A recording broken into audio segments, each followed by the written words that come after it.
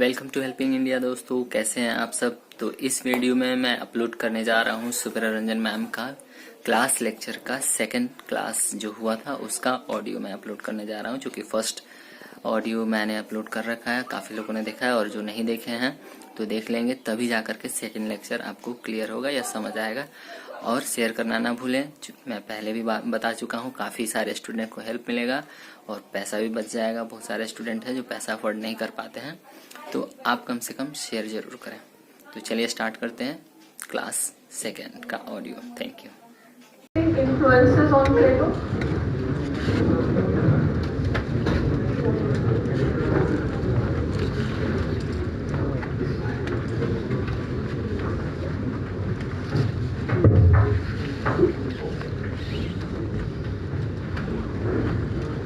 So now let us see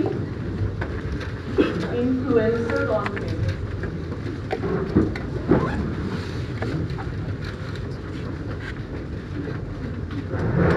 There is no need to remember these names, but just to relate with his thoughts. Right? Influences on Plato. First, you can write Heraclitus.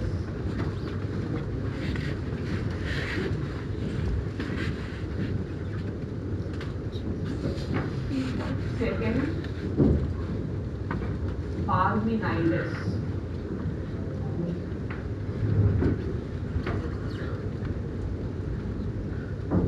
Third, Pythagoras.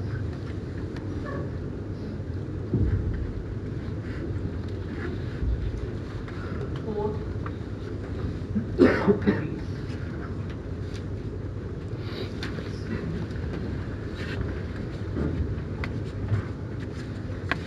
Okay, so no need to remember these names.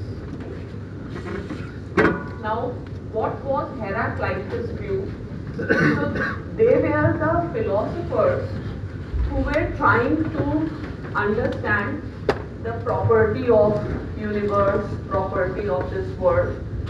So Heraclitus said that one of the characteristics of the world in which we live is change. Everything changes here. Fine? Nothing remains permanent. He said that we do not step in the same water twice. So this is a word which is word of change. Fine? This you can write this. Right? He held that this world is a word of change. Somebody? This word is a word of change.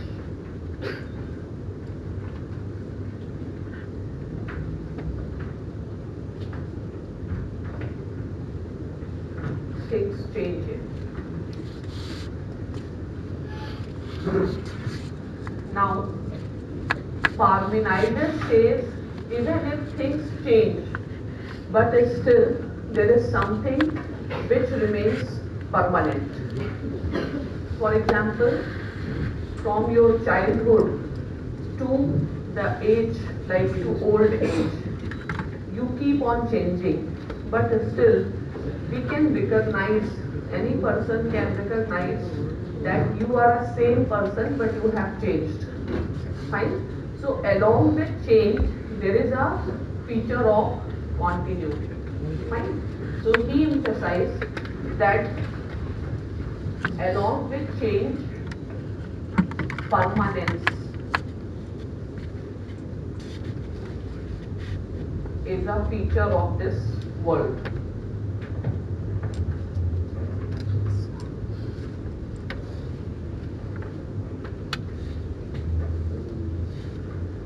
Now, influence of Pythagoras we will see into little more detail. So you write separately. Influence of Pythagoras. Influence of Pythagoras.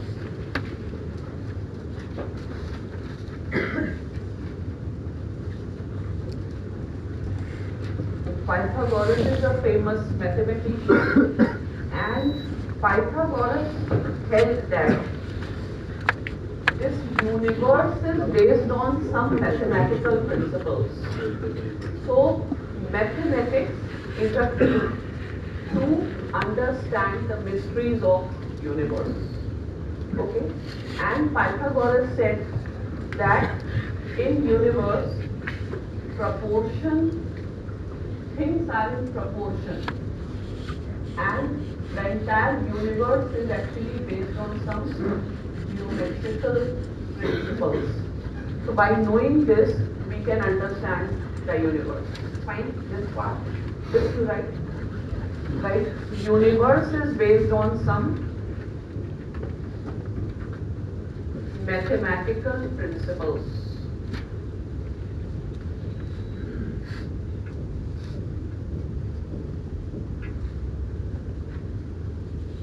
Right? There is some order and proportion in the universe.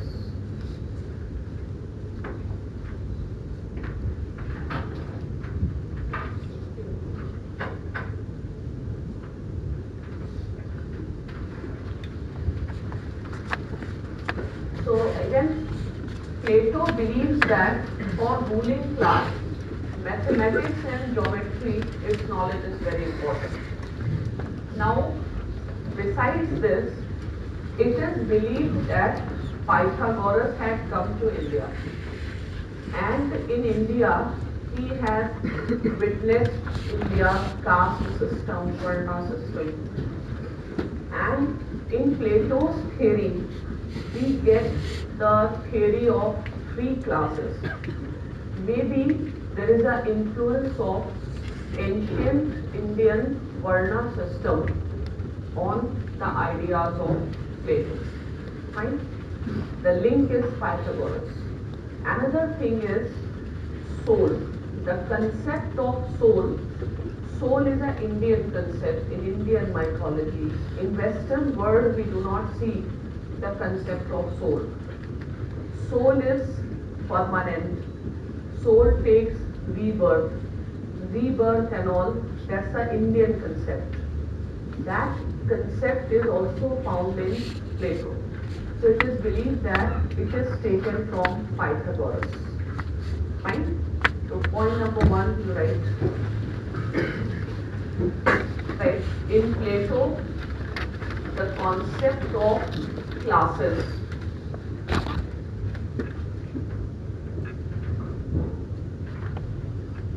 Second, the concept of soul. Concept of soul. Right, next paragraph. Right, it is believed that Pythagoras came to India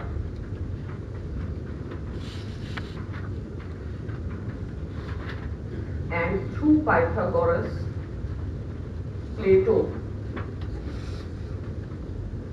came to know about these concepts.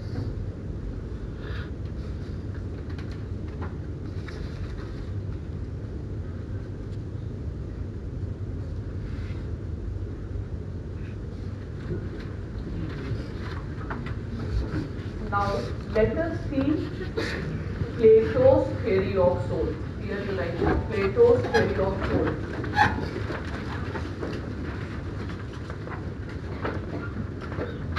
Now there will be no question on give Plato's theory of souls, but there is a concept of soul in Plato which we have to understand. So Plato's theory of soul, oblique you write myth of metals. Myth of metals. Myth, M-Y-T-H, myth of metals. Fine? Metals.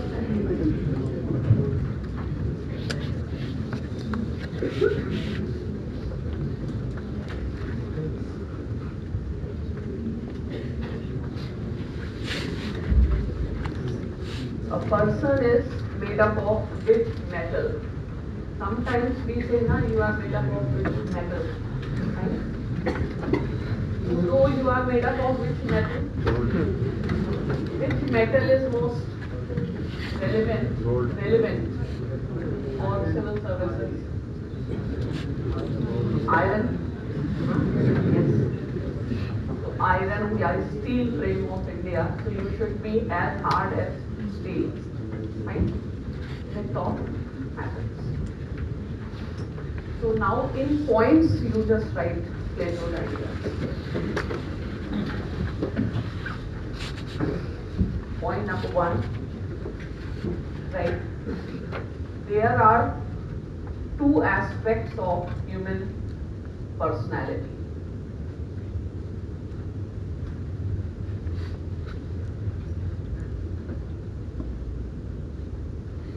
First, right, physical body.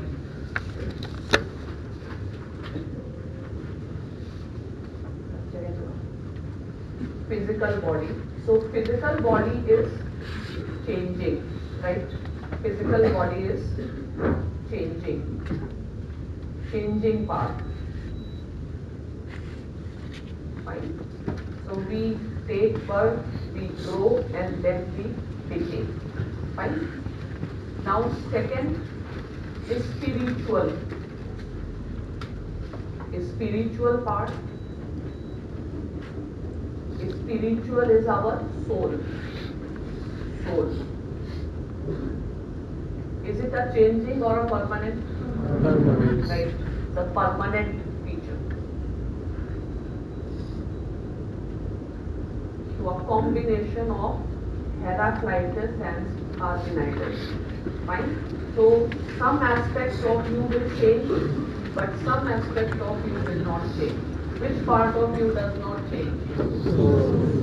The soul remains permanent. Fine. Now write next, right? Or as it write as a question, right? What happens to the soul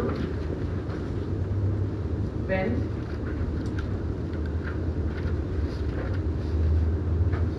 physical body ends?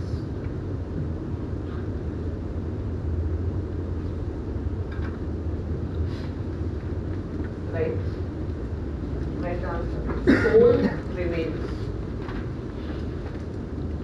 Soul remains, it doesn't end. Then what happens to the soul? Huh? It changes from one person to other person. That is its soul's control? No. Right? So what happens is, what is the original home of the soul? Kingdom of God. So soul goes back to the kingdom of God. So after your physical, this word is a physical word. This word is a physical word of matter. And then there is another word, the word of God. This is a spiritual word. So your physical body cannot go there. Right? Your spiritual body or soul. The original abode of the soul is not this body. The original abode of the soul is kingdom of God. So soul goes back to the kingdom of God. Right? Soul goes back to the kingdom of God.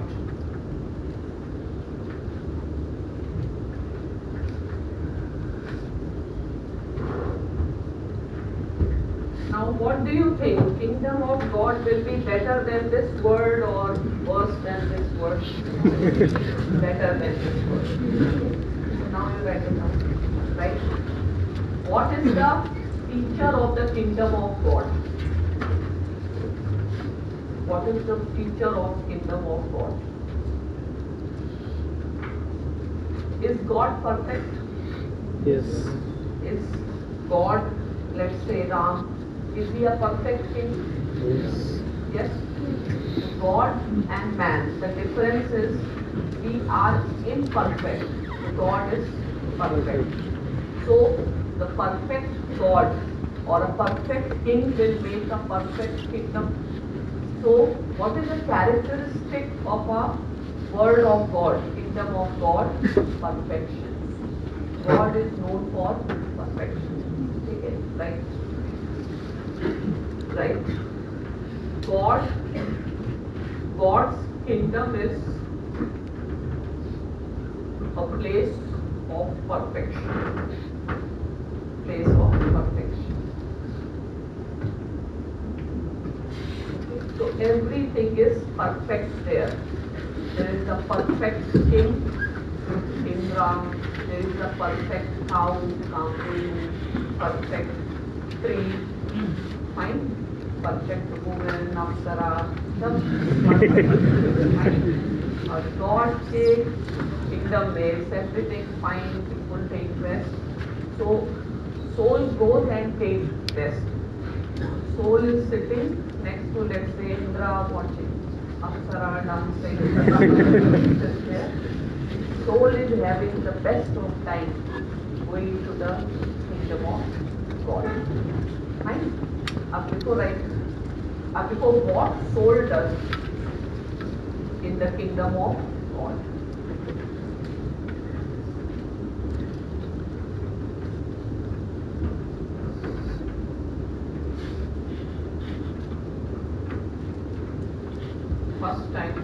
First point, right?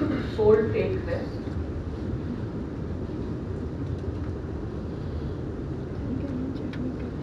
Rest, peace, joy. And second,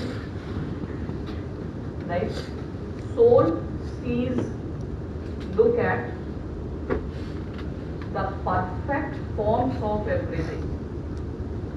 Perfect forms of everything.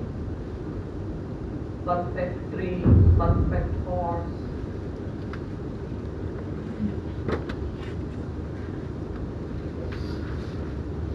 Now write next paragraph. Later on, soul takes rebirth.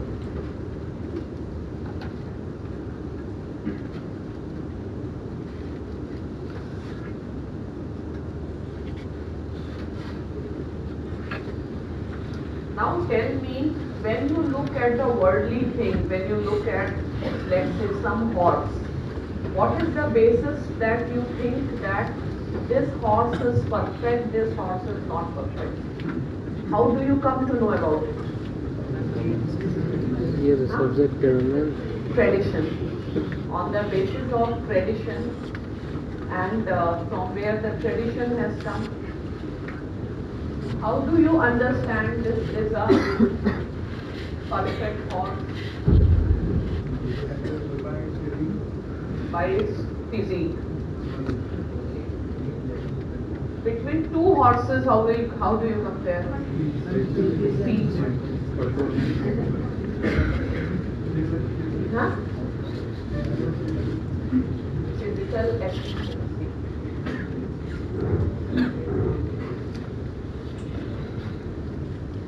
So this efficiency, the idea of efficiency, that this is efficient.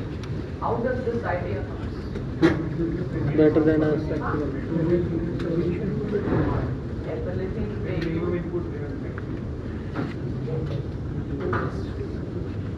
No, not like this. So according to Plato, how we get to know this is perfect, this is imperfect. So you have logic to say efficiency and all. Let us say, how do you get the idea of beauty? More beautiful and less beautiful.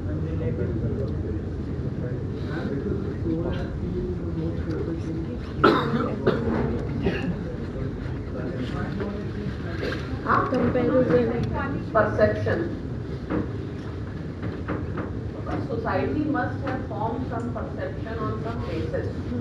So actually you people are becoming more logical than Plato, so I should better stop this question and tell directly. So what Plato says, that when soul comes back and soul looks at the worldly things, okay, so soul recollects what it has seen in the kingdom of God and compares what is there in the mind and what is the reality. Okay? So we have the conception of perfection in our mind. Right? And then we recollect. Okay, we compare this worldly thing with what is there in our mind, and something which comes near to our idea, we rank accordingly. Fine, you have understood this? So, soul comes with the impression of what all are the perfect things from the kingdom of God. Yeah? Hell. This is hell only. Kingdom of God is heaven, this is hell. Right? This world is hell only. So you have understood this, you start comparing. So you recollect what you have seen in the kingdom of God. There is an idea of perfection. There is an idea of goodness. There is an idea of beauty. There is an idea of things in our mind. Fine? Have you understood this concept? Before, right? Right? When soul looks at the worldly thing, comma, soul recollects what it has seen in the kingdom of God.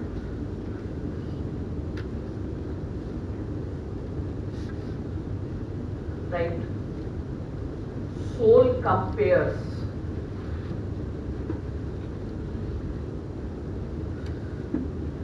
between the perfect forms and imperfect forms.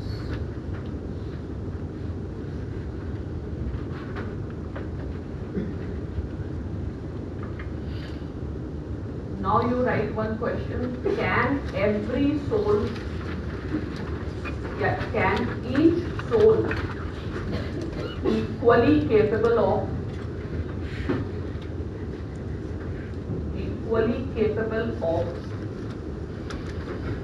making the right judgment?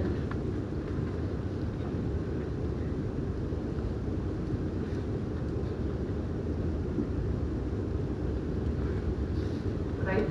Answer. All humans have souls.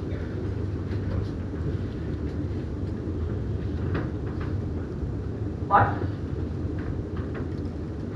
all souls are not equal. All souls are not equal. Fine? Underline, this is very important. All souls are not equal. Right? All souls cannot recollect,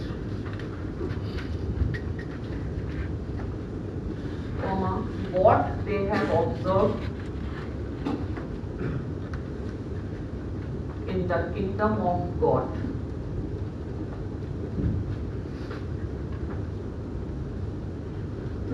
Right? Some can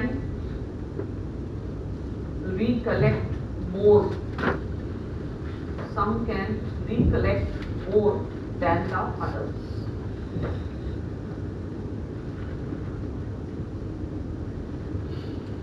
Now you write what makes the difference. Why feel so bad to be here?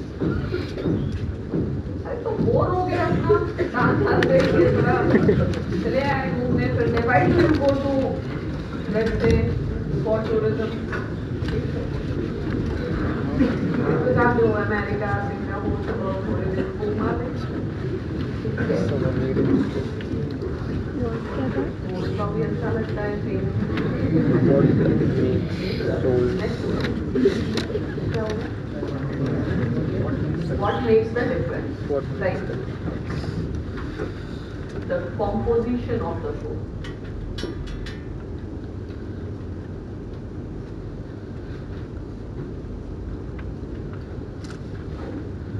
Now let us see like the composition of some mixture Soul is also sort of a mixture. Now you write, right? Every soul is made up of three elements.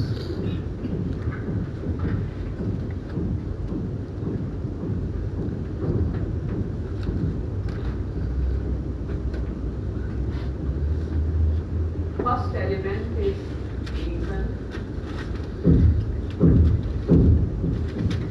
Second element is courage.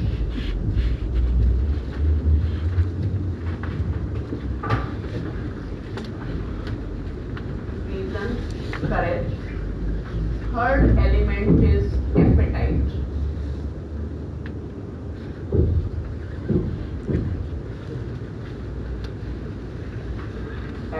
Appetite means desires, passions, reason. Fine.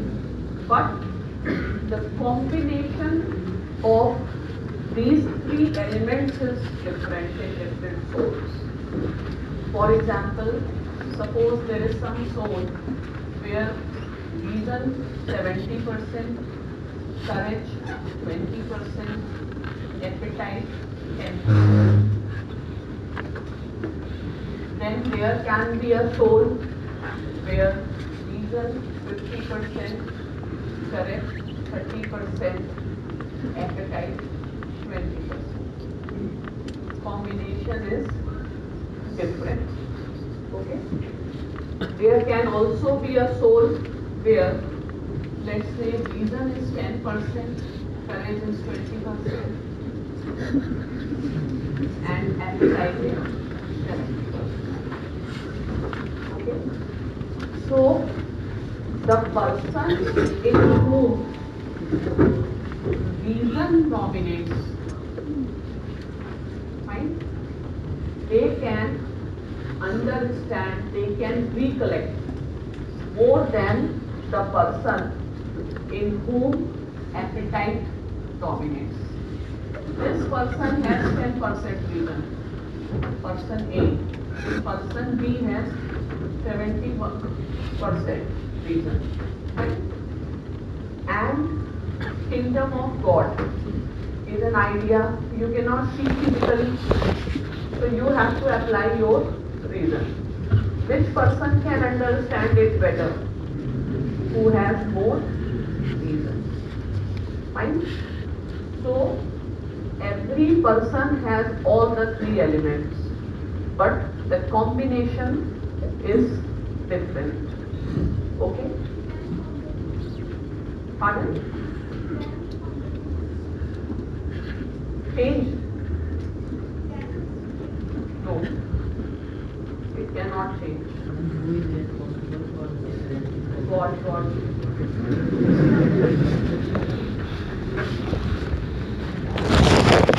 So now, these are the natural qualities of soul. These are elemental qualities of soul. Fine. So, he compares the soul with metals. Fine. So, the persons in whom reason dominates, उसका basic metal है gold. They are men of gold. Persons in whom courage dominates, they are men of silver. Persons in whom appetite dominates, they are men of copper. This is rarest and this is abundant, comparatively found in abundance. So most of the people you will find men of appetite, copper. Fine? So men of appetite and copper. So if you will bring many people in government, which type of government it will be? Copper class. Fine? So men of reason are first class, men of copper are second class, men of appetite are third class people. Fine? And they are in abundance. Wherever you go, maximum will be third class. The chances of third class ruling in democracy will be more or less. So, third class people can they get first class rule? No. Fine? So, if you want first class rule, you will go for man of reason. Now, what is God? God is absolute reason, 100%, 24 karat gold. And God is absolute reason. Right? And then there are some persons who may have more quality, who are superior souls. You can call them prophets, you can call them Mahatma, Mahanatma. Mahanatma means who have more reason. For example, Gandhi. Right? So, because he has more reason, he could sacrifice Buddha. So, these are the people who are men of gold. Right? So, if you want the first class rule, who should be ruling? Men of reason. And these are the natural qualities: gold, silver and copper.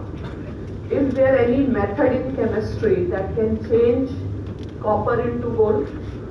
Not possible. So copper remains copper, whatever you do. Gold will remain gold, whatever you do. Fine? So look for those persons who are men of gold. So through the system of examination, we can understand who are those golded persons. Fine? UPSC exam is also like this. Fine? So men of appetite will fail in prelims. Second, those who are men of courage, they will pass prelims, but only courage they will stick. And finally, the men of gold, they will finally reach to this place. So at each stage, you can test the quality of the soul and can find out who are better or who are the best among the people. Fine? So best people, best rule. The simple equation. Fine? So you have to see that you belong to which category. Are you a man of copper, gold or silver? Yes? So how does knowledge then change the soul, composition of soul? Like Knowledge cannot change because there is no alchemist, there is no method, there is no procedure that can convert copper into gold. Copper ही रहेगा. Method he. but if we take like examples of Gandhi or someone. So Gandhi was Mahatma. Gandhi didn't knew. It is a process of his own understanding who I am. So knowledge is basically the realization of that concept. Yes, and everyone didn't turn Gandhi.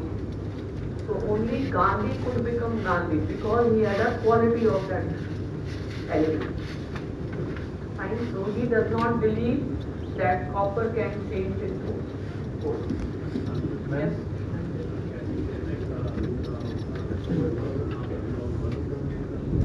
Of course, yes. Men of reason are philosophers.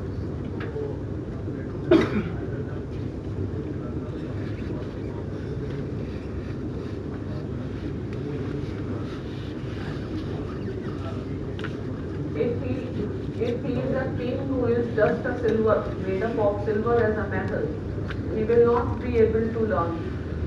He can learn gold. He can learn philosophy when among you. It is a challenge. Fine? If you are a man of gold, you will understand political thought. Otherwise, if you are a man of copper, whatever I do, you will not understand. So this is your challenge. Okay? So are you a man of gold or not? Yes.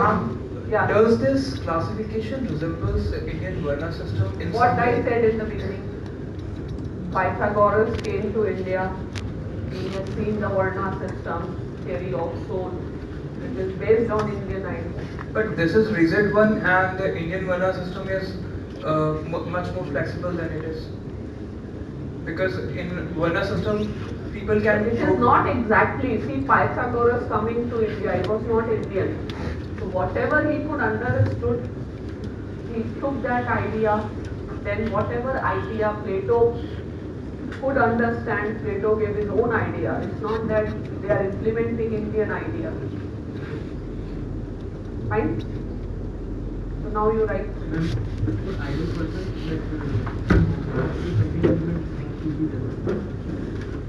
Best? Who is the best person? Every person has all the qualities. Even a man of reason, let's say Buddha, will feel hunger. Fine. He will also have an appetite.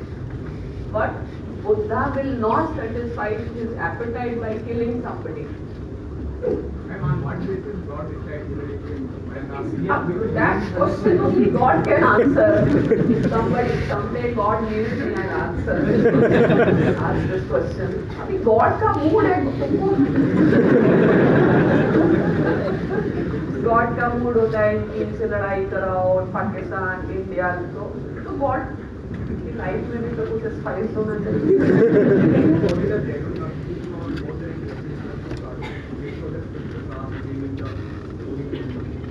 No, it's not based on birth. He says you have to prove you belong to which class. Prove it. How will you prove? There will be a competition. Competition will test what element you made up of. You are made up of.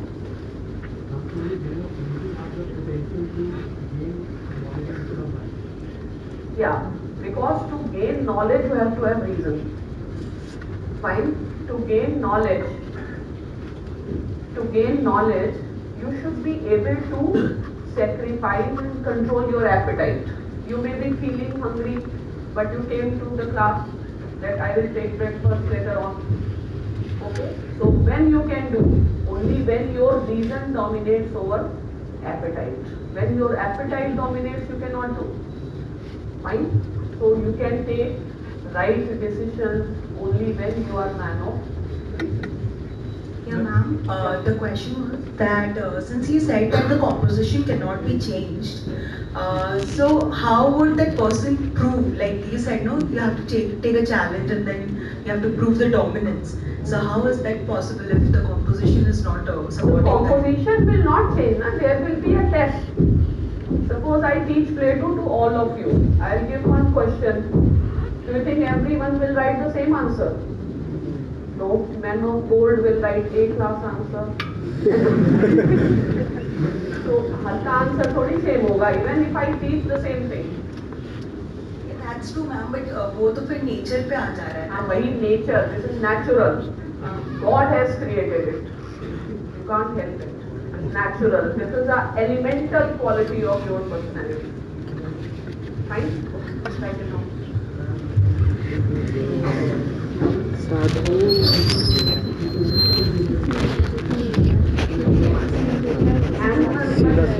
Animals you study biology. They do not discuss animals. He only discuss humans. Right?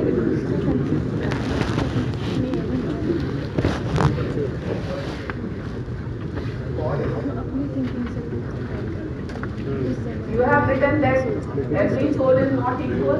They differ in qualities. Fine. Have you written that in some persons reason dominates? No. Right. In some persons reason dominates. In some persons courage. And in some persons appetite.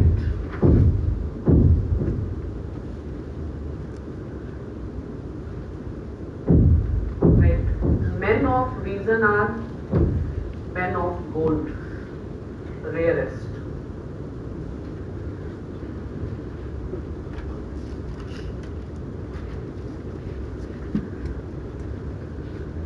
Next देखो, men of courage are men of silver. ठीक है? तो men of reason will qualify UPSC, men of courage will go for CDS, DPS, और last we must question men of appetite, abundant, they are abundant.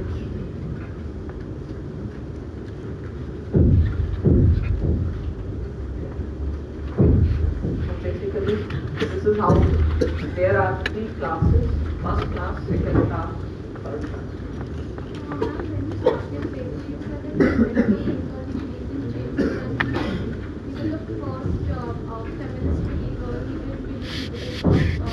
Where is this contradicting? No, I'm not talking about just the women perspective. When you say that he's not believing in any natural inability in any person, and right now he's contradicting his own statement when he says that it's natural. He says women do not suffer. Only women, he said, do not suffer from any natural inability in joining politics. But every woman is not a philosopher going, but they have to prove that they have a quality of reason or not. Right? It is not contradicting anywhere. Fine. Now you write. So this is the influence of Pythagoras, and next you can write just one thing. Right? According to Plato, only those who have reason can understand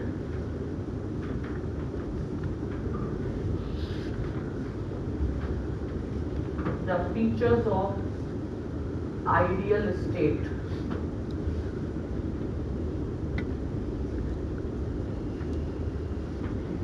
Before white.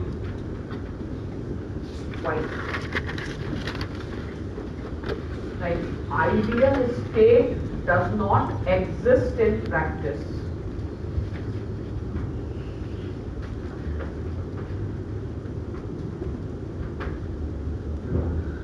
Right.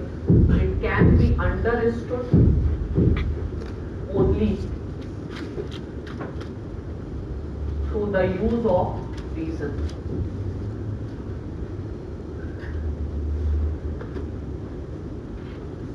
Use of reason, because it does not exist. You need reason to see. Right? Hence, if Athens has to be made an ideal state,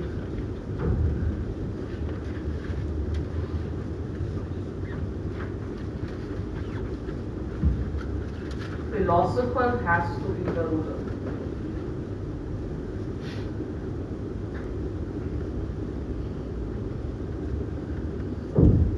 Only he has logic, he has reason to understand. That's what you have understood. So now let us see influence of Socrates. Influence of Socrates on Plato.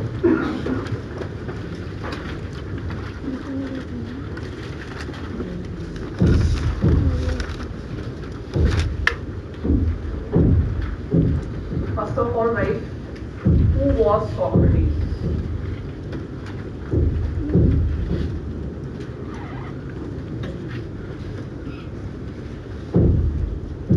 Right? It is believed that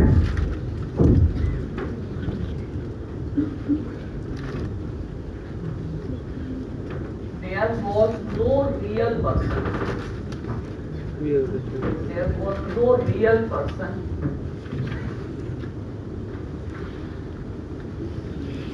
known as Socrates.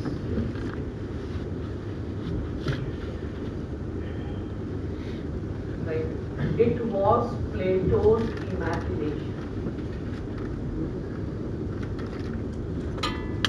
Plato's imagination. Right? From Plato's point of view,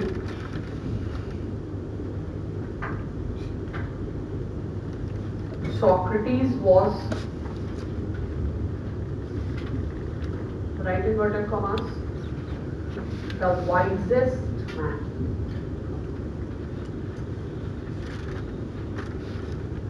The wisest man on this earth.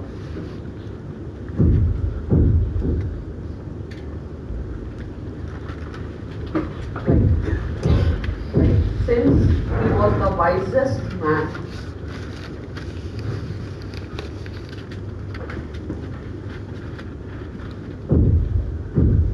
he should have been the ideal king.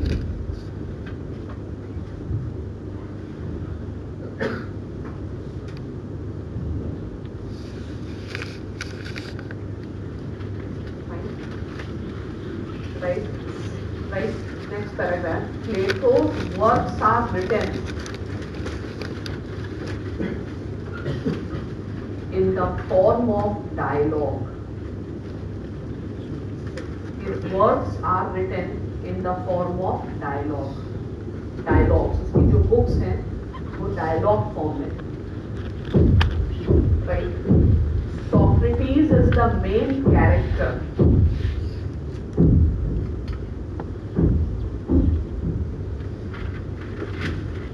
In Plato's dialogues.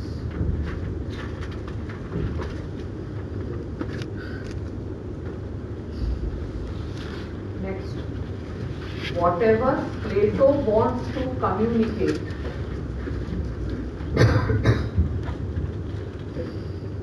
comma, he communicates through the character of Socrates.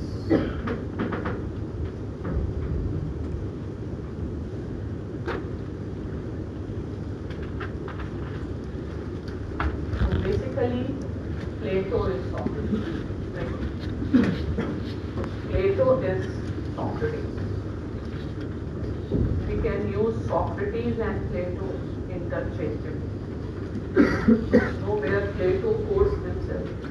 Right? So basically, he first established Socrates as the wisest man, and then through Socrates he gives his ideas. This automatically brings credibility to the ideas. Then you already established that he is the wisest person. See how intelligent Plato is. His own ideas he is saying God's ideas or Socrates' ideas. And see how imaginative Plato is.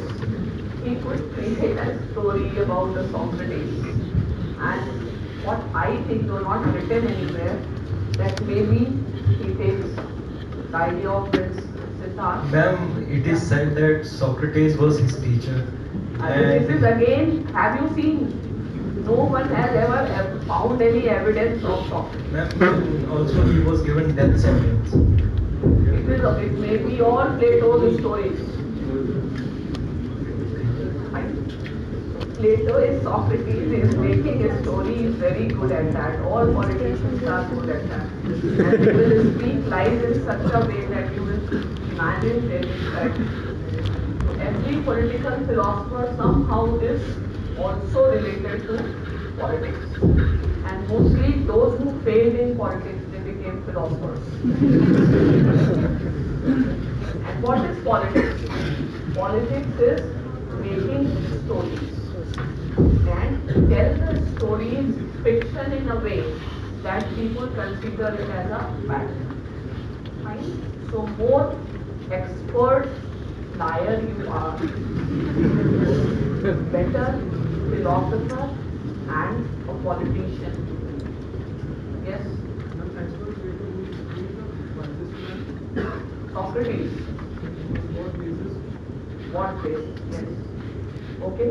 So now write why Plato calls Socrates the wisest man.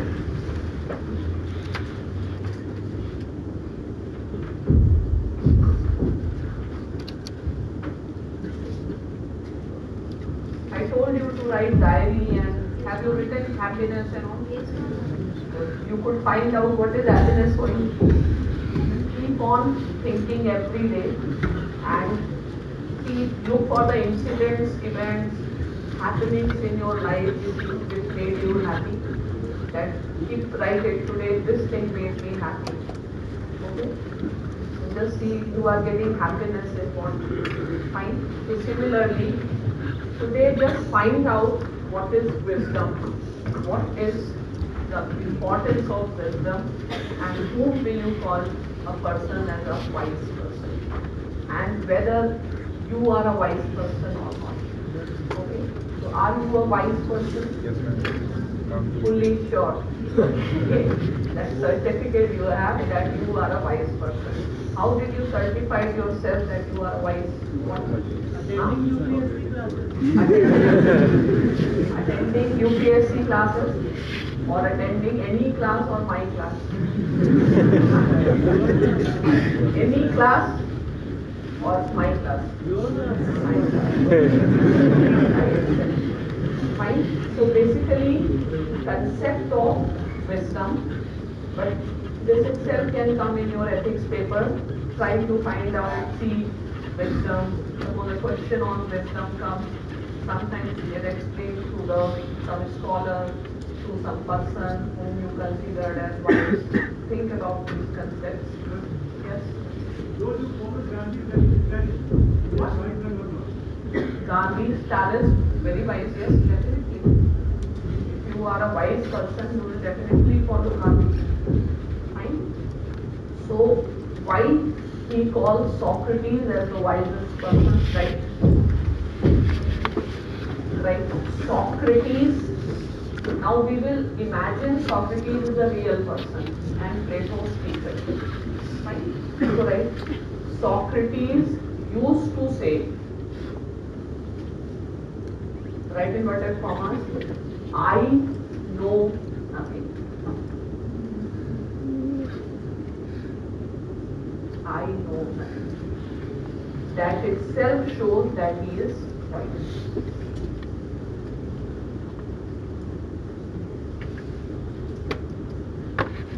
Because whatever amount of knowledge you earn, you can never say with 100% surety that I am perfectly correct.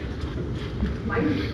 Because knowledge is infinite and you can never claim, and anybody who claims that I know the truth, he is the biggest liar. Did Gandhi ever claim that he knew the truth? No. Gandhi said, my journey is experiments with truth. Did Buddha ever claim he knew the God? No. So after leaving his kingdom, after spending so much time under that Bodhi tree and all, Buddha ultimately came to know that he could not understand anything. Right? So Buddha's silence. What does Buddha's silence denote? Ultimately, what happens, why there is no answer to all these things. So Buddha could understand that the only thing we can know is that we can know nothing. Fine? So, wisest person will never claim that I know God, I met God, this is the message of the God, this is to be implemented. Fine, have you understood this? And wise person, is wise person arrogant? No, because only when I am not arrogant, I will accept that I am ignorant. What stops me from accepting that I am not wise? My arrogance. Fine? So arrogance and ignorance. Ignorance and arrogance. These are the two qualities that will always, or one should always try to escape from these two things. Arrogance and ignorance. Arrogance is the worst thing, because when you are arrogant, then your journey to become or gain knowledge also stops. Because the moment you think, I know everything, you will not listen to any other person. Right? Write it down.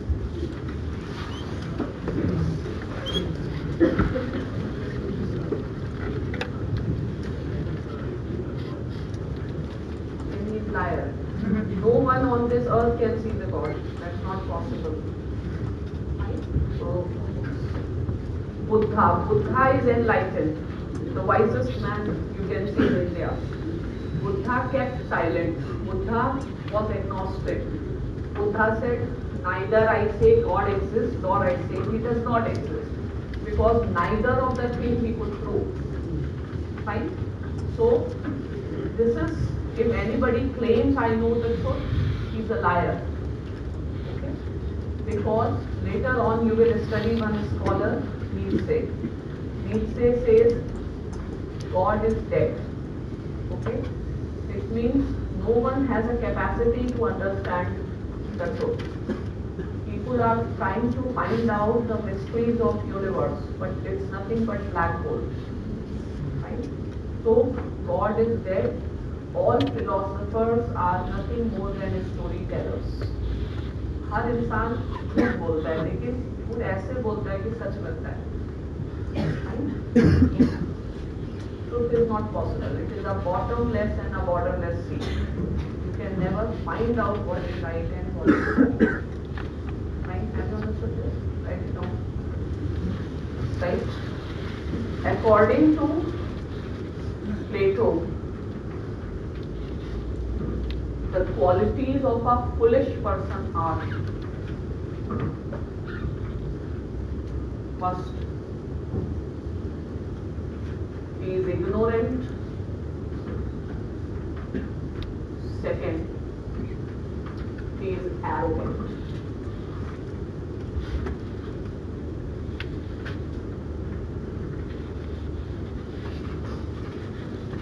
Right? Wise person is never arrogant.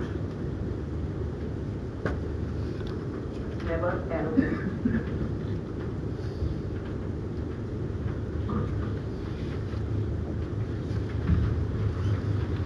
Now right, next paragraph, right? In what ways Socrates, in what ways Socrates influenced Plato?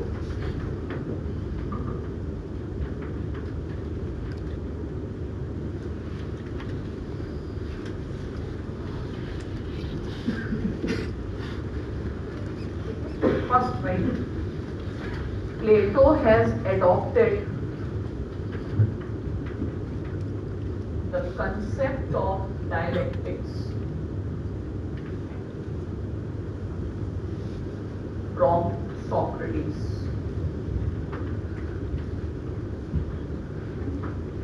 In earlier class, I told you what is dialectics. Dialogue. Right? Dialectics is a method of, dialectics denote debate or logical reasoning.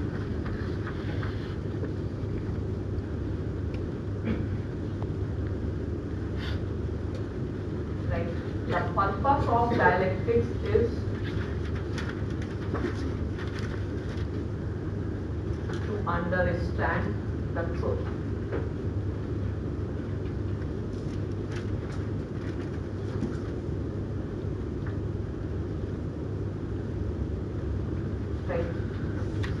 Right. We can represent the process of dialectics graphically. We can represent the process of dialectics graphically as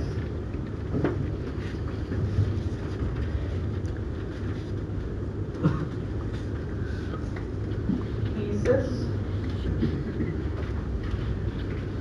antithesis, and synthesis.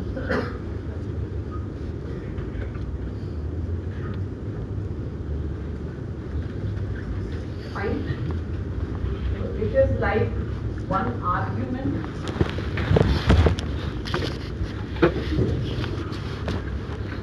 this is counter argument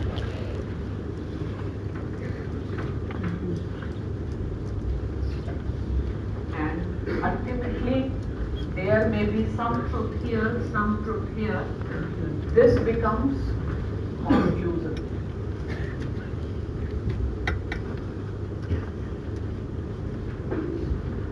Fine? This is the way you write answers in social science. This is called as critical examination. This is what is critical examination. So in your answer, you do dialectics with yourself. With no other person. Fine? There is one thesis, government's crop insurance. You can go for critical analysis and then you can arrive at a conclusion that only this is not enough, maybe public investment in agriculture, etc. is also needed. So dialectics is a method of writing answers in social sciences, political science. Have you understood? Argument, critical examination, and then conclusion. Fine? So this methodology was developed by Socrates. Fine? Right, next paragraph. Right. Socrates was teacher by profession.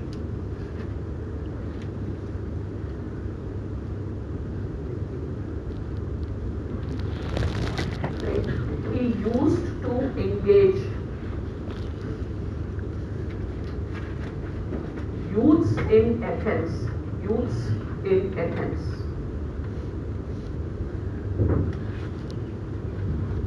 In debate to show them what was right, what is right and what is wrong.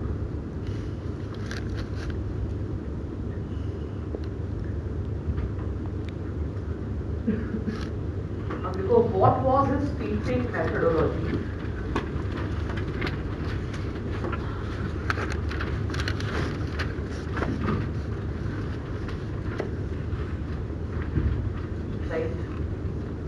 Rather than telling what is truth,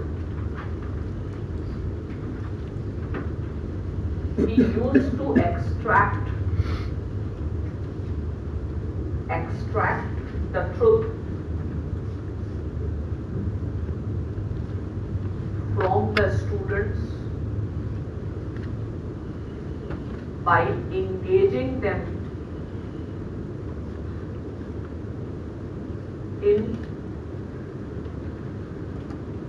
the logical debate.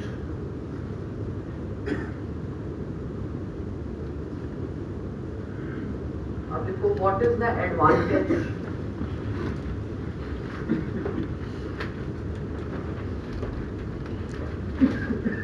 Right.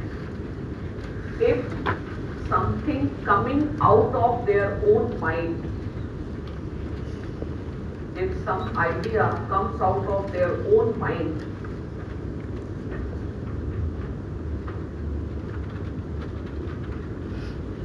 and is based on logic, there will be a conviction.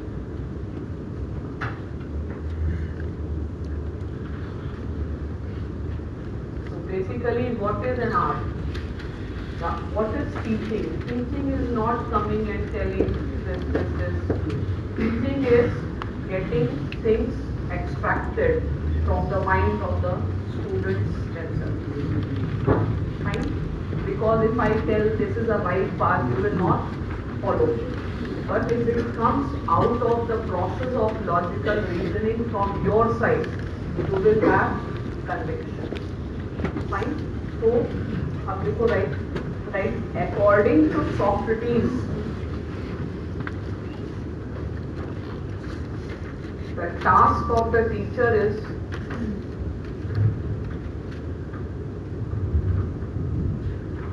not to teach but to help the disciple to understand the knowledge which is present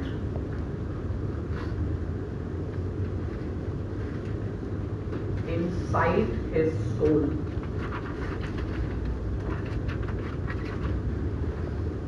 Fine. So basically all of you know political science. My task will be just to help you that you know yourself. Fine. It will come out from your soul. Fine. So this is the art of teaching. And similarly, there is the art of living also. Fine. Everything requires dialectics. Fine. So right, where is the source of ultimate knowledge? Where is the source of ultimate knowledge? According to Socrates.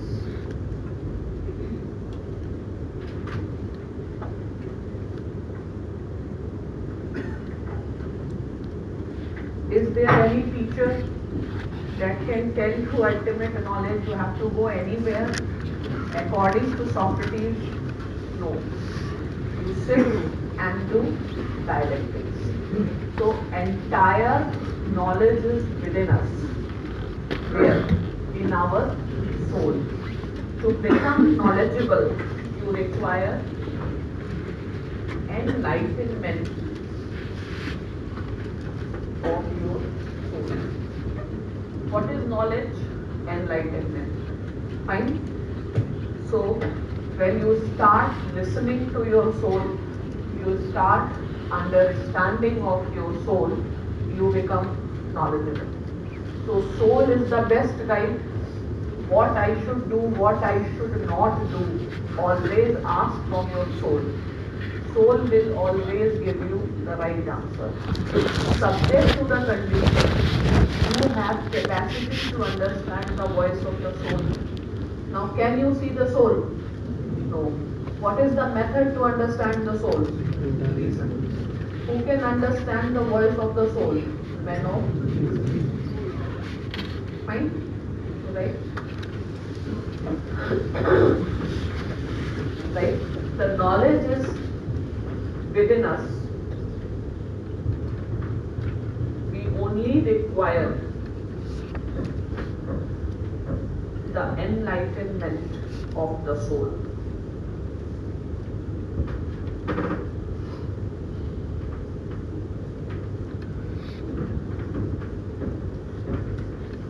Right? Dialectics is a process through which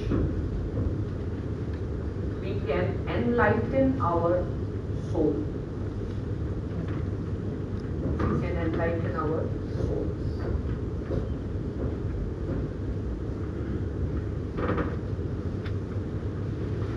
Underline this.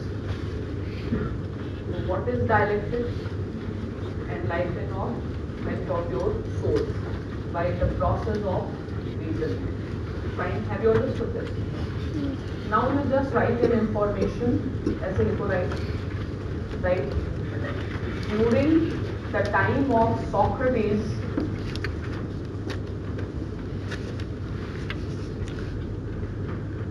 there were two traditions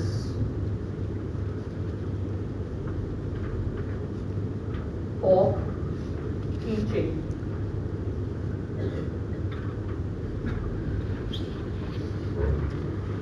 First you write sophists.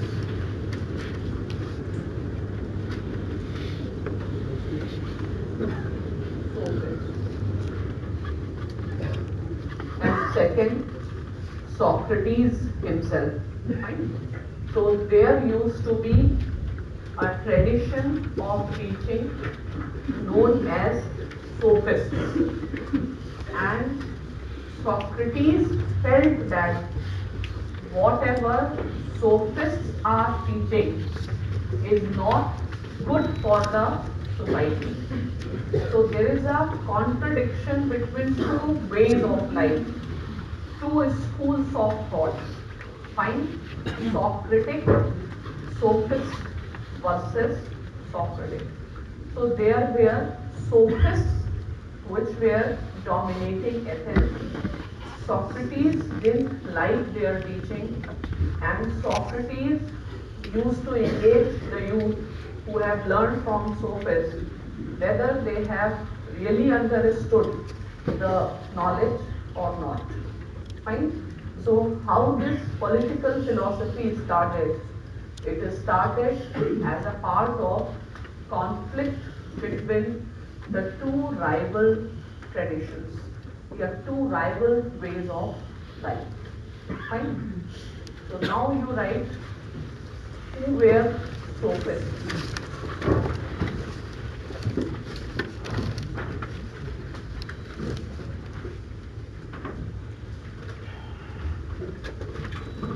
Right? Sophists can be regarded as the first political educationists or teachers.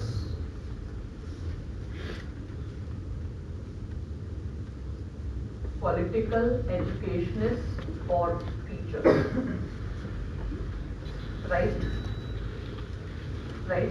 They were teaching youth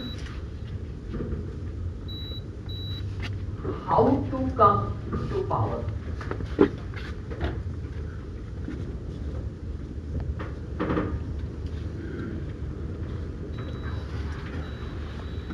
Underline this. How to come to power. Fine? अब देखो why to come to power.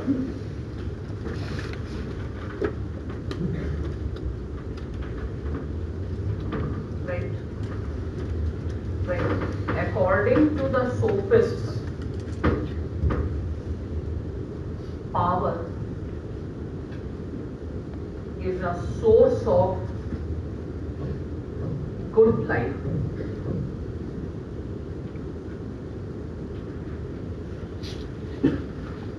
Right? Hence, if we want to lead a good life,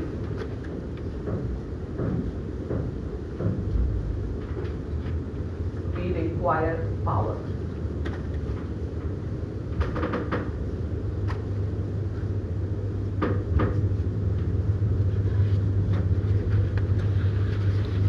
अब देखो, what was Socrates' view on sophists? Sophists.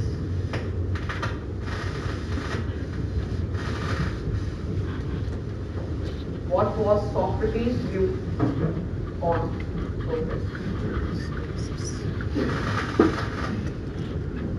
Right? If somebody is saying that power is a source of good life, what do you think? He is guiding you or misguiding? Misguiding. Power is not a source of good life. What is a source of good life? Is not power a source of happiness? When you get power, you don't get happy. Huh? Knowledge. Huh? Partial happiness. That's external. Huh? That's external. That's external. Huh? Okay. Temporary. Power is temporary. So you are running right now for temporary happiness, and after that you will start your journey for permanent happiness. Fine? Right? Right? According to Socrates, they were misguided.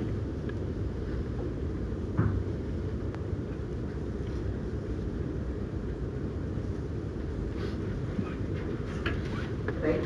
Their teaching was not good for the society.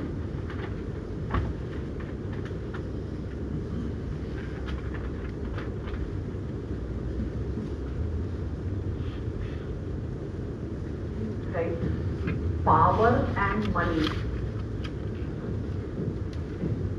are limited goods. Limited goods. Fine. When all will run for power, when all will run for power, there is bound to be a conflict.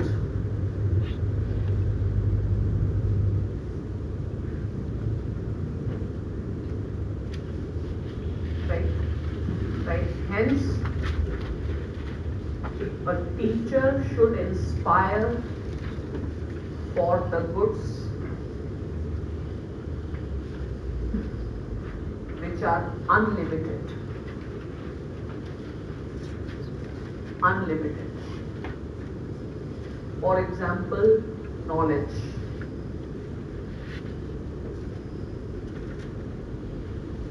So there is no limit to knowledge, and everyone should fight or should go for knowledge, then there can be more peace in the society. Next, people write, like similarly, he believes that it is wrong to think that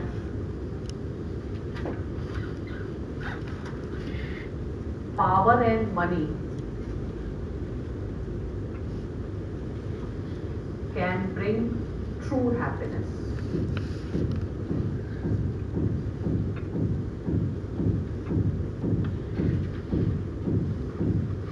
Right?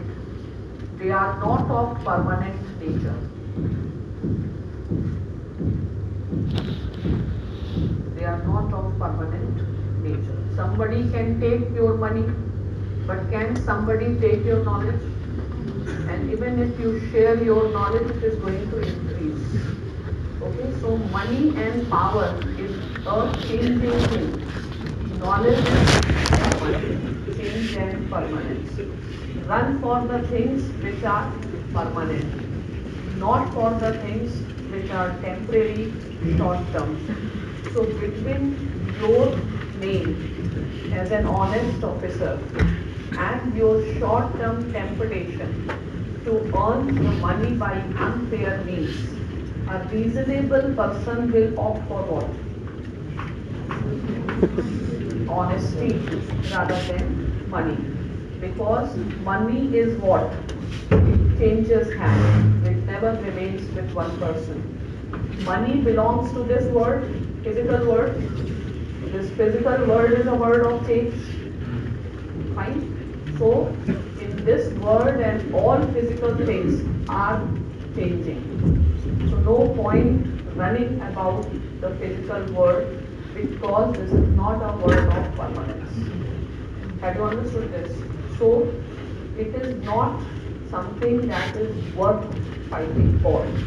What you should go for, which can give you permanent happiness. So, you go for knowledge. Fine? Now you write which knowledge a person should seek. Which knowledge?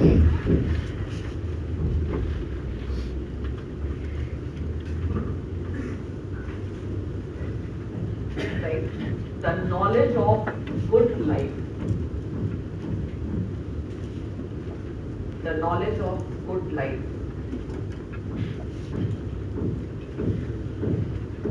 Right? To understand the meaning of true happiness.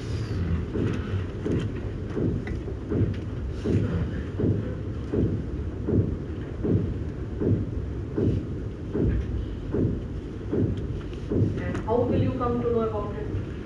Through dialectics. Fine? So, what is the essence of all these things is he wanted to prove that Socrates wanted to prove that the sophists were not the right teacher and they were not guiding, they were misguiding. They were telling the truth. Yes or no? No. What is the opposite word of truth? false. What word is used very frequently in political debates? Truth versus rhetoric. You have heard about this word? Rhetorics. You know rhetorics? Okay. What is rhetoric? So, what truth versus rhetorics? So, power is a source of good life. Is it an ultimate truth or a rhetoric? Rhetoric. Okay. So, in political life, what you find? Politicians speaking truth or rhetorics? It is a rhetoric. Swachh Bharat is a rhetoric. Okay? But it is spoken in such a way that you trust. So what Socrates said, sophists are teaching rhetorics. And actually they were teaching rhetorics and they were telling that if you create rhetorics, you can come to power. Fine? So Socrates says what sophists is teaching is rhetoric. What I am teaching is dialectics.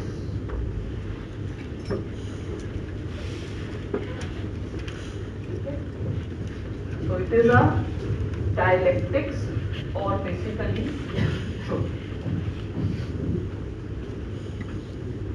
And he is saying, I am not telling you yourself enter into the logic and understand that when you were saying power is a source of good life, it was actually a rhetoric. You apply your reason and you can come nearer to understand the truth. At least you can understand this was rhetoric. Fine. Can you use these two words? Truth. Rhetorics versus dialectics. What is dialectics? Truth. So what happens in the debates? If you see the political debates, I will always say my opponent, what my opponent is saying is rhetorics. What I am saying is truth. Fine? So usage of these two words, rhetorics versus truth. Fine? So Socrates established that sophists were teaching the rhetoric. So how will you understand dialectics? To understand dialectics, you have to understand rhetoric. Fine? That, for example, the rhetoric in Pakistan that India is a threat. It can be a rhetoric. Fine? So these two words are frequently used, and to show the difference between his ideas and sophist idea, he coined this word dialectics in opposition to rhetorics. Have you understood this? अब देखो what rhetoric sophists were propagating. What rhetorics sophists were propagating.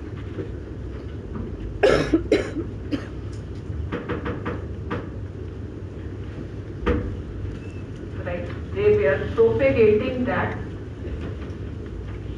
power is a source of good life.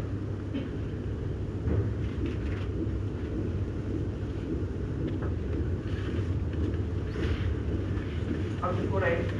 What is the opinion of Socrates?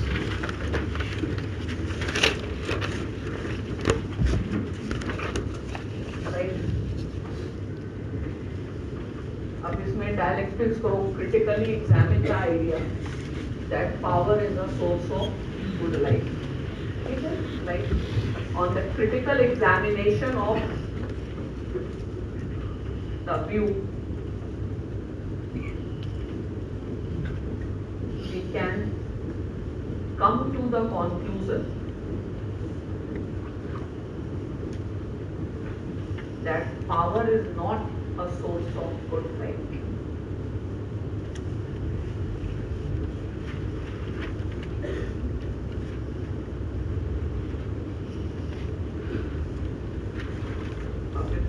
what is the logic to think so? What is the logic that power is not a source of good life?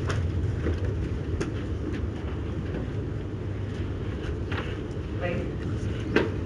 Search for power will create conflicts in the society because power is limited.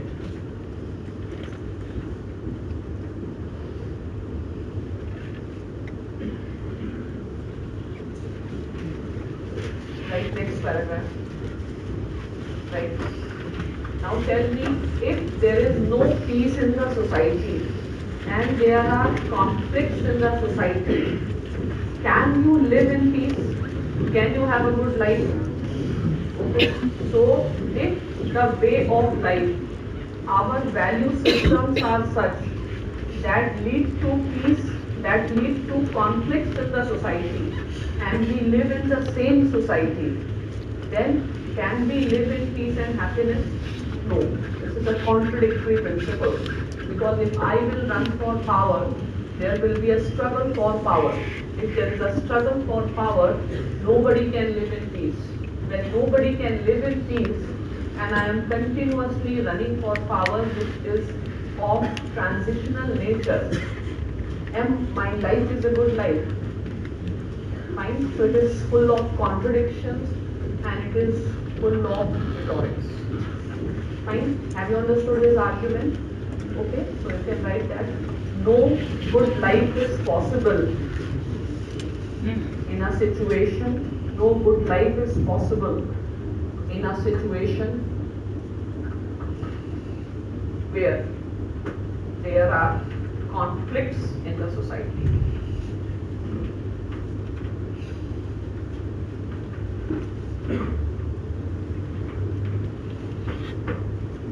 Right? Hence, rather than power, there should be justice.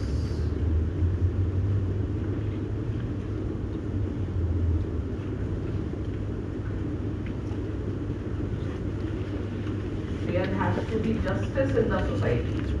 Right? So basically, power versus justice. This is the debate that you will see between Sophists and Socrates. Right? So we run for power, fine, but actually we should look for what is justice. Power versus justice. Fine. Now tell me, political system should be based on power or justice. But is it based on power? Should and is. What is there in politics? A struggle for power. What should be there in politics? Justice or ethics. Justice is the field of ethics. When you study ethics, you study theory of justice. This is an ought. Fine? So, should. This is called idealism.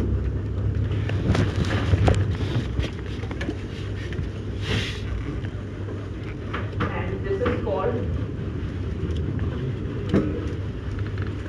what is there in politics? The struggle for power. What should be there? Justice. Okay? When there will be justice, there will be no struggle. So it is like realism versus idealism. Are you understanding this? Realism is called as politics. And idealism is ethics. What should be ethics? What is politics? And what is politics? Power. What should be politics? Ethics. Okay? So the conflict of is and ought. Okay? So what are we studying in Socrates? Not what is, but what should be. Because is problematic. So man is selfish by nature, but man should not be selfish by nature. Is it compulsory to live according to the nature? No. Fine. Animals, because they do not have that much reason, it is fine if they live according to the law of nature.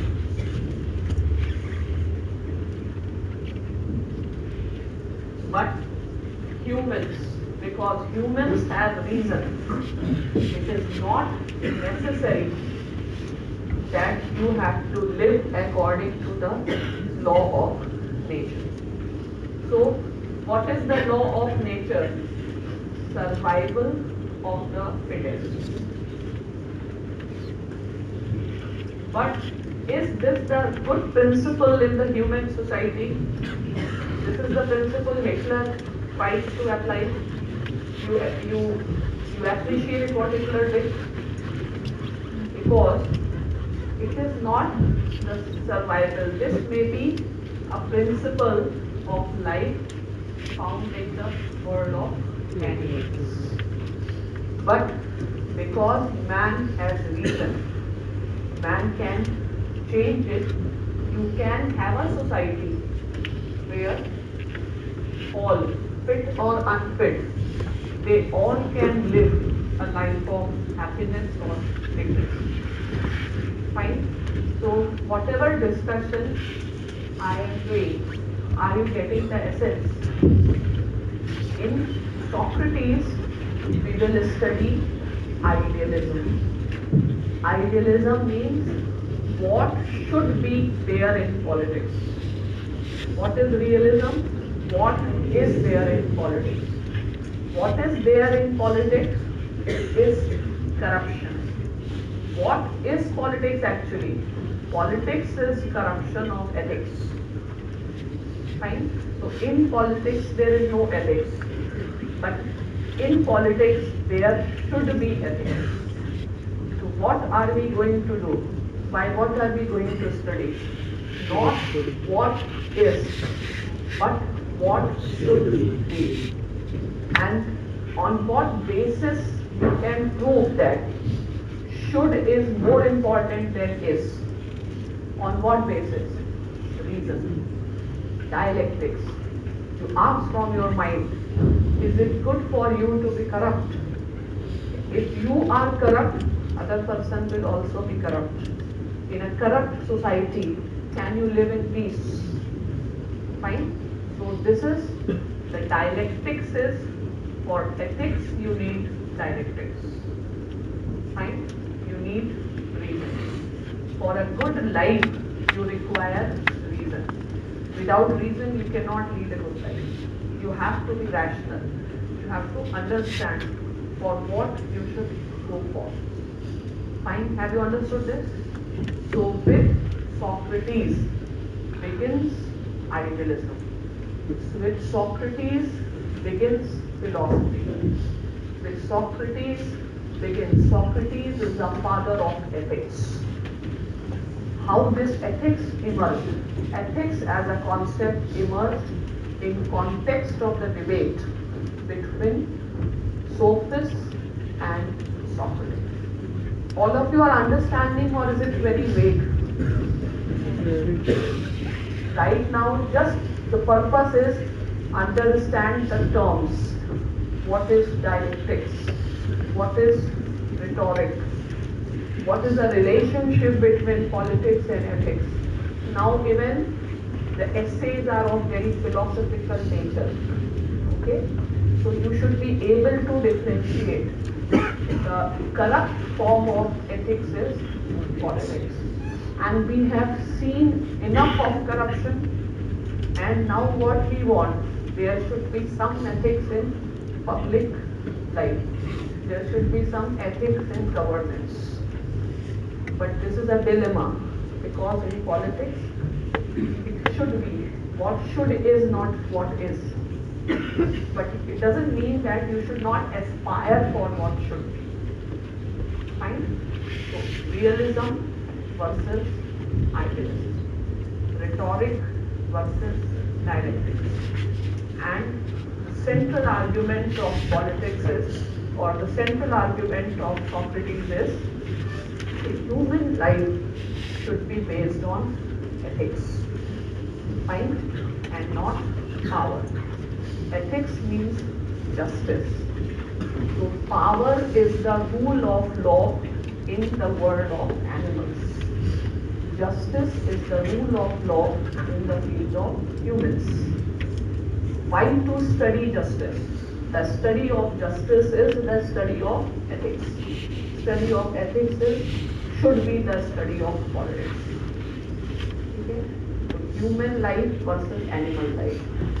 Animal life based on power. Human life based on justice. So in politics, in state, we talk about justice. Now if you see international politics, there is no state. Fine? In international politics, it is anarchy. So in international politics, there is no word government. What is the rule to live in an international sphere? Power. What is international politics? The struggle for power.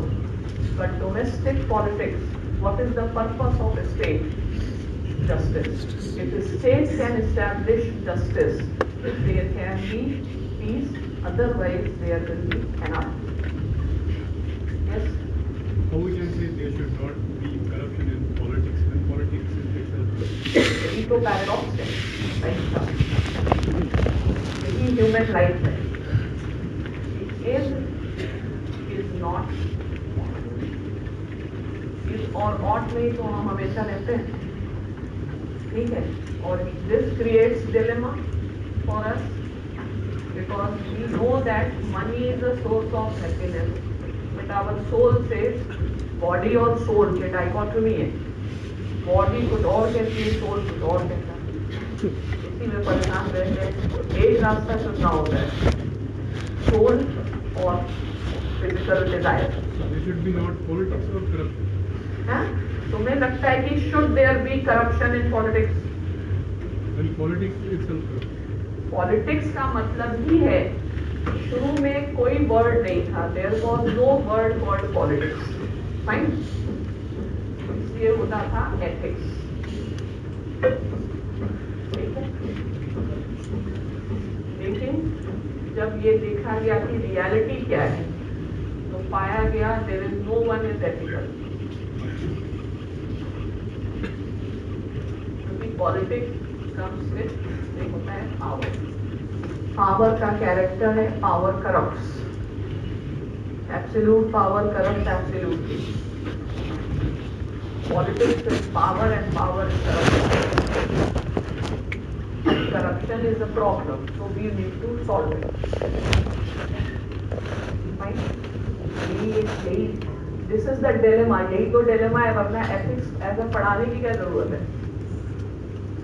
Ethics में क्या पढ़ाया जाता है? Honest होना चाहिए. चाहिए मतलब नहीं है, तभी तो चाहिए. ठीक है.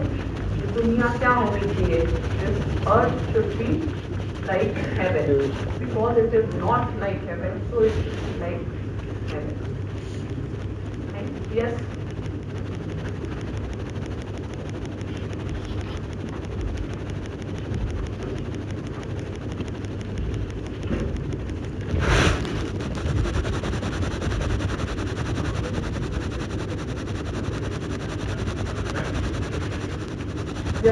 Justice is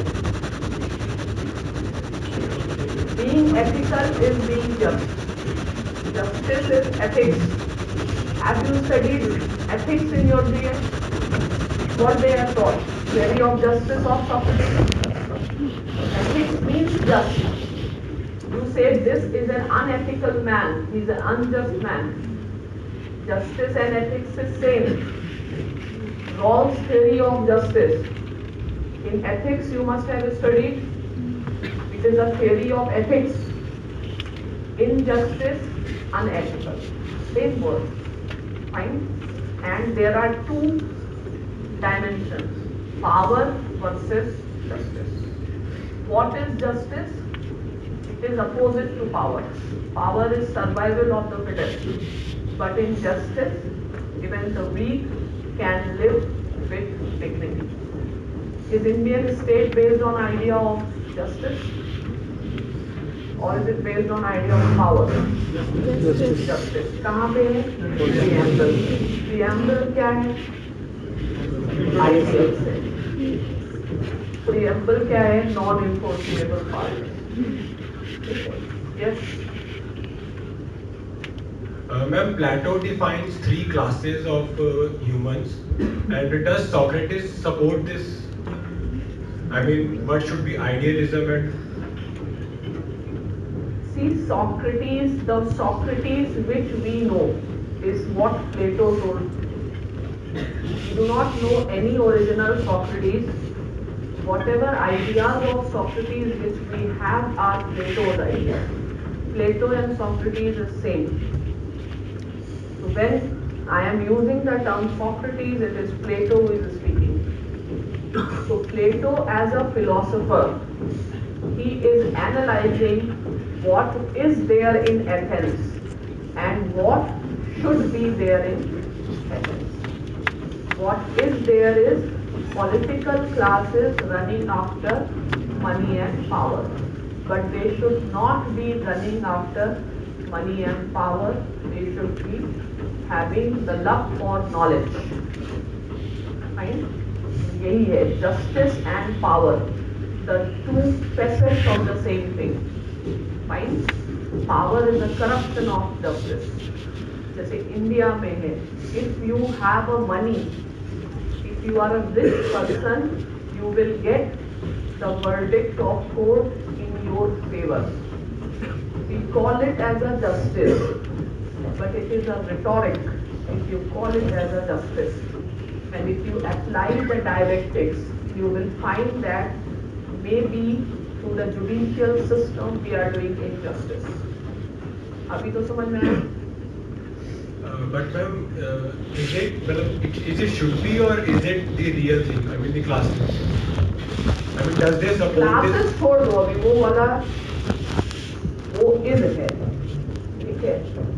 फिलहाल वो लिंक नहीं है. आज के टाइम में आज from this class today you should understand the two phases, power versus justice.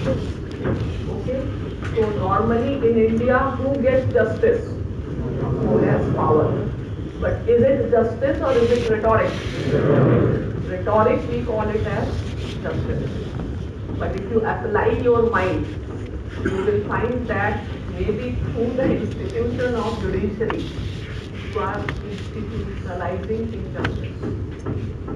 So state should be doing justice, but state goes for power. This is a dilemma of human life. Otherwise, this would have been God, and this would have been heaven. So actually, Plato himself is sophist. Plato is analyzing from two positions, and Plato has written a satire. सारी book उसी की है, उसी में सारे character है. और सोफिज्म भी था. सोफिज्म बताता है what is. Fine?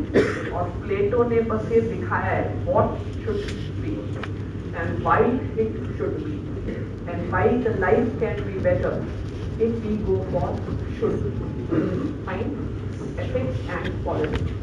So in Plato and Socrates there is no difference in politics and ethics. This, yes? Ma'am, if we want to serve justice, we need power. But the moment we bring power into the picture, it corrupts the best and attracts the worst. So that's why you That is a said. dilemma, na? That's why we are not gods. So then, how to serve justice? Because without power, try you can't to do that. minimize through the reason. Judges should be a man of reason. They have to be rational. They should be such persons who should not have a temptation for money and power. जितना ज़्यादा हो सकता है selection process में you try to find out those qualities. But again, man is not God. Right? This is called as the dilemma of life. यही dilemma of life है. We also know what we should be doing, but we do not know what we should. We do not do what we should be doing.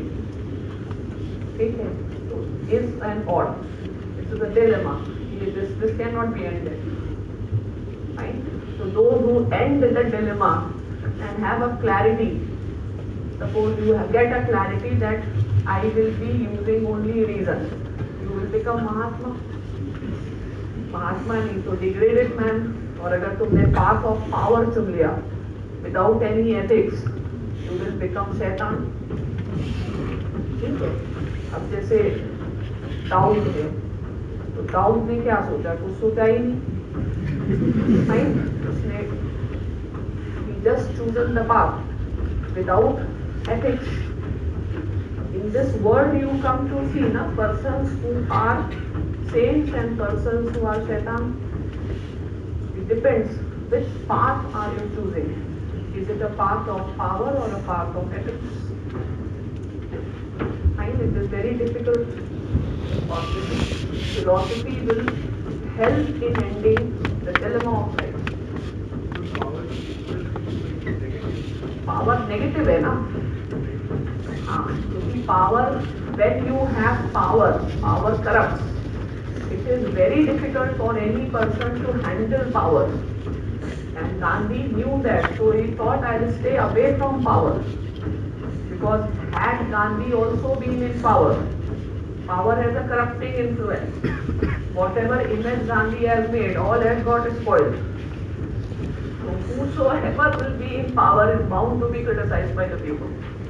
Because power has a corrupting influence. If you are a human being, you will have power, you will go corrupt. The dilemma of life. Right? So, main purpose is to understand rhetoric versus dialectics. Okay? And what Socrates is, he is a father of ethics. Okay? So you can write this. Right? Socrates is known as father of ethics,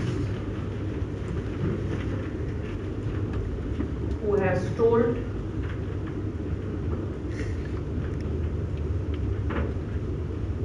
how we should lead our life. How we should lead our life. This is what is ethics. What you study in ethics. How you should lead our life. Right? If sophists are realists, Socrates is idealist. Socrates is idealist. Right? Right? What is the feature of politics?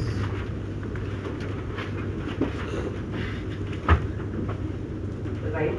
Power. What should be the feature of politics? What should be the feature of politics? Justice. Ramayana versus Mahabharata. Mahabharata is realist. Ramayana is idealist. Right? Idealism versus realism.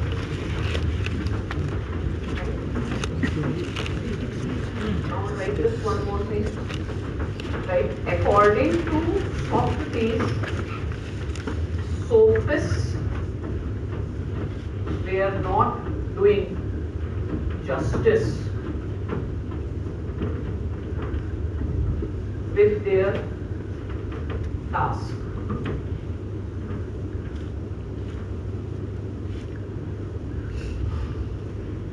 अब लिखो why,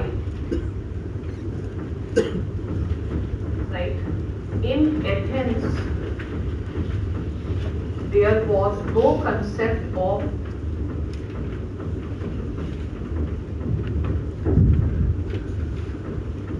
public education.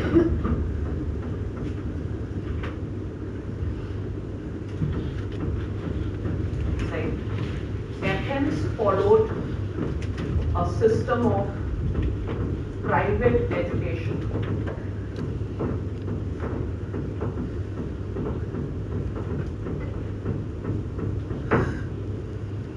Right?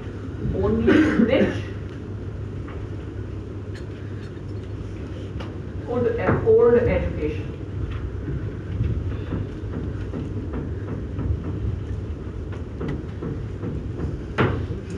Right? Sophists were teaching the rich in exchange of money.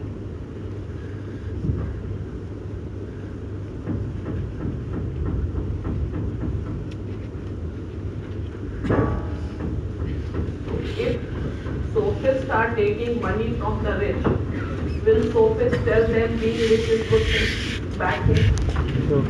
No. Right? Since sophists were teaching the rich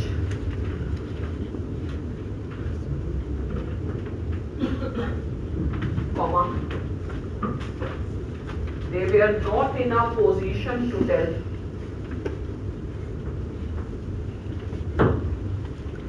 that money is not the source of good life.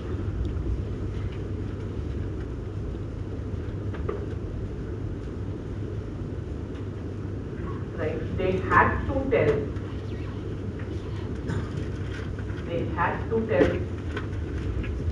that money and power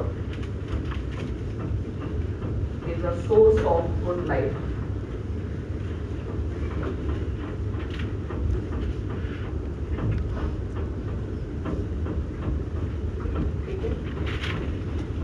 अब देखो right, they were not the right teacher because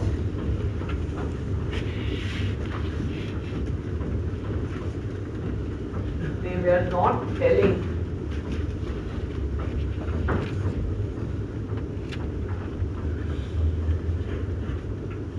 what person should do. Yeah, what is right, right? They were not telling what is right, comma, they were telling what their students wanted to hear. Is it right on the part of teacher to tell? Teacher should tell the right thing without this fear whether this person will like it or not. Are sophists doing justice with their thoughts? Right? Whether sophists were doing justice with their duty? Whether sophists were doing justice with their duty as a teacher? Why they were not teaching what was right? Because they were charging money. Money ले रहे हो इसको कैसे बोलोगे गलत नाम? ठीक है, fine. They were more concerned about their income rather than about the right guidance. They were fearful, if I say that this is bad thing, I will lose my job. Okay? So what is the responsibility of a teacher, right? Right? They were incapable of doing justice with their profession.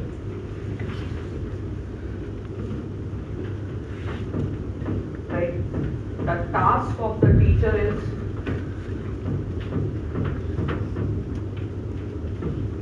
not to earn money. but you give the right guidance.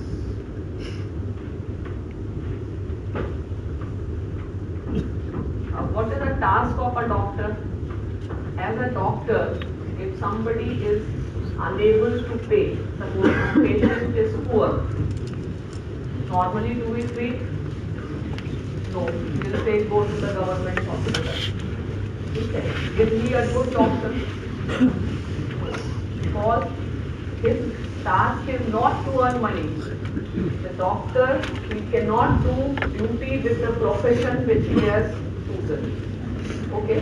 Because that doctor himself is ignorant that his money will give him happiness or treating a patient will give the happiness of his soul. Right? So if you are ignorant about the meaning of happiness, you will not be doing duty or you will not be doing justice with your duty. Teacher का काम क्या है? पढ़ाना, बताना, ना कि what a pupil wants to hear, rather what he should hear. ठीक है? टीचर का काम तुम कोई भी आंसर लिख के ले आना मेरे पास, क्या बढ़िया आंसर लिखा है, that is wrong. Then I will not be doing justice with my thought. To do justice, you have to have knowledge. Which knowledge? Not the knowledge of what is, not a knowledge of a subject, but the knowledge of what is right and what is wrong. Will Plato's philosopher be someone who can handle power with ethics? Yes. Fine. So that's all. Now you come day after tomorrow and go one by one. Fine.